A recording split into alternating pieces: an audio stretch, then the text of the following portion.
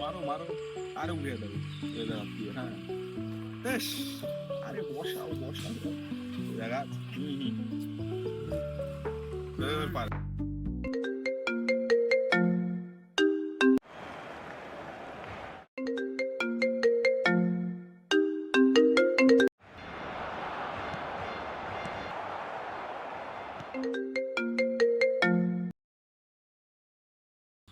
কি বারবার এতবার ফোন দিচ্ছ কেন?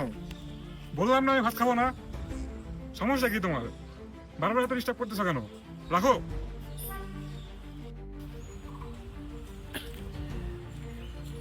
ভাইয়া কিছু টাকা দেন, আমার তো বাবা মা নাই কেউ, কিছু টাকা দিলে ভালো হয়, 2 দিন ধরে কিছু খাইনি।